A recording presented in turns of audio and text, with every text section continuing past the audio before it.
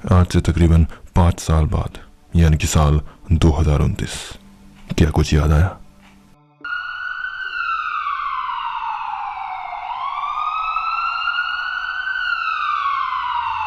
साल 2029 को सबसे चर्चित asteroid the doomsday asteroid Apophis करने वाला है हमारी पृथ्वी के साथ एक क्लोज अप्रोच।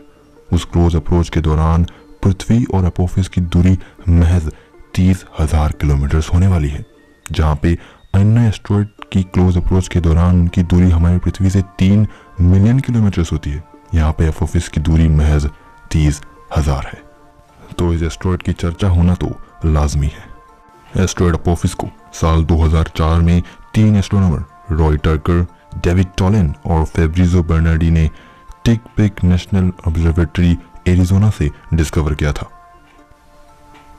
डिस्कवरी के साथ ही यह एस्टेरॉयड दुनिया भर के एस्ट्रोनॉमर्स के लिए एक चर्चा का विषय बन गया था, क्योंकि तब यह माना जा रहा था कि नियरेस्ट फ्यूचर में यह एस्टेरॉयड जरूर से हमारी पृथ्वी के लिए एक खतरा बन सकता है। पर जब इस एस्टेरॉयड ने हाल ही में साल 2021 में हमारी पृथ्वी के साथ क्लोज अप्रोच की थी, तब इसकी ऑर्बिट को ध्यान से स्टडी करने के बाद यह पता चला कि एस्टेरॉयड अपोफिस से हमारी पृथ्वी को आने वाले 100 सालों तक कोई भी खतरा नहीं है। पर अपोफिस की चर्चा यहीं पे बंद नहीं होती है, क्योंकि अब भी साल 2029 में जब भी एस्टेरॉयड हमारी पृथ्वी के साथ क्लोज अप्रोच करेगा, तब इस एस्टेरॉयड की हमारी पृथ्वी से टकराने की पॉसिबिलिटीज तकरीबन 2.1% है, जो अन्य किसी भी एस्टेरॉयड से काफी ज्यादा है। 13 अप्रैल को यह एस्टेरॉयड हमारी पृथ्वी से 30,600 किलोमीटर की दूरी से गुजरेगा। और कमाल की बात यह है कि हम इस एस्टेरॉयड को अपने आसमान में देख पाएंगे। क्लोजेस्ट अप्रोच के टाइम ये एस्टेरॉयड की मैग्नीट्यूड तकरीबन 3.1 होने वाली है, जो नेकेड आई से विजिबल होने के लिए काफी सही है।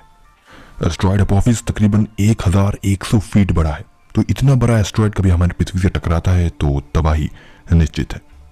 पर ऐसा कुछ साल 2029 के क्लोज अप्रोच में नहीं होने वाला है, ना ही अगले आने वाले 100 सालों के किसी भी क्लोज अप्रोच में होगा।